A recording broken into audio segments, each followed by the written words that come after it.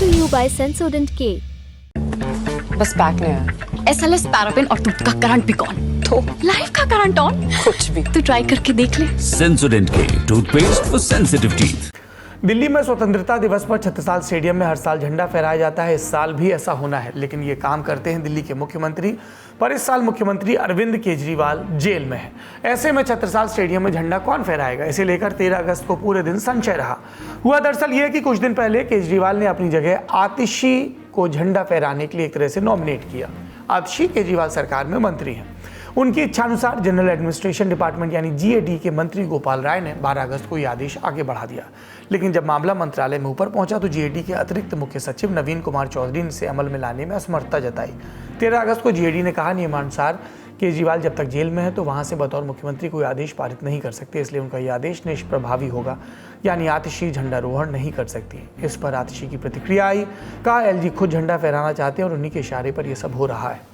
एक चुनी हुई सरकार के झंडा फहराने के अधिकार को छीना जा रहा है। आज दिल्ली में ऐसा लग रहा है कि एक नए वायसरॉय आ गए हैं, एक नए वायसरॉय आ गए हैं जो कह रहे हैं झंडा वो फहराएंगे।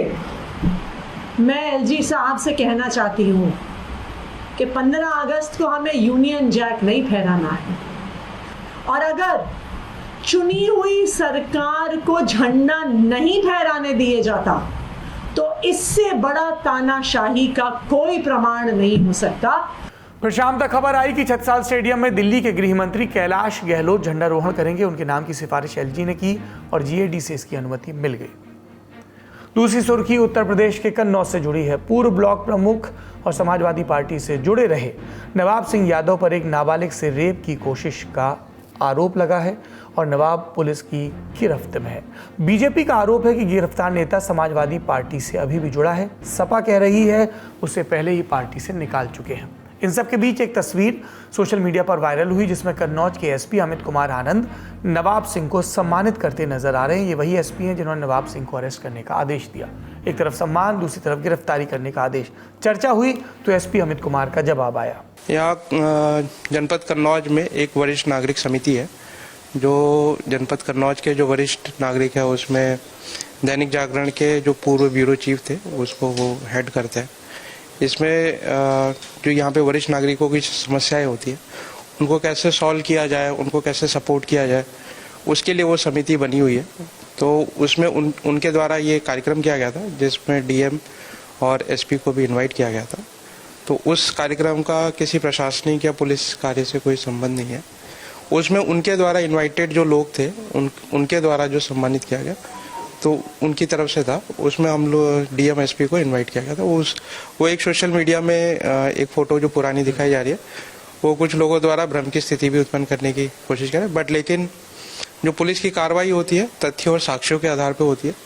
आदमी कोई भी हो, किसी भी पद पे हो, कि किसी भी कितना भी पैसा हो, कि कितनी भी धन-दौलत हो, बट अगर वो गलत काम कर रहा है, नियम का उल्लंघन कर रहा है तो उसके विरुद्ध वैधानिक कार्रवाई पूर्ण करी जाएगी। इस तस्वीर पर बात हो गई तभी बीजेपी नेता और कन्नौज के पूर्व सांसद सुब्रत पाठक का ट्वीट भी सामने आया। लिखा, अयोध्या और कन्नौज में अंतर इतना है कि अयोध्या वाला मुसलमान है तो उसके लिए DNA जांच की मांग होती है और पार्टी से नहीं निकाला जाता।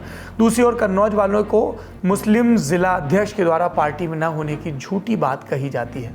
सुब्रत के इन दावों के बाद एक और तस्वीर सोशल मीडिया पर आई और कहा गया कि नवाब सिंह और सुब्रत पाठक भी साथ में नजर आ रहे हैं। सवालों का पहिया पूर्व सांसद की तरफ मुड़ा तो उन्होंने सफाई में ये कहा, नवाब सिंह के साथ अगर मेरी फोटो है तो नवाब सिंह कन्नौज का बड़े नेता रहे और समाजवादी पार्टी के साथ एक जनाधार वाले नेता भी रहे हैं।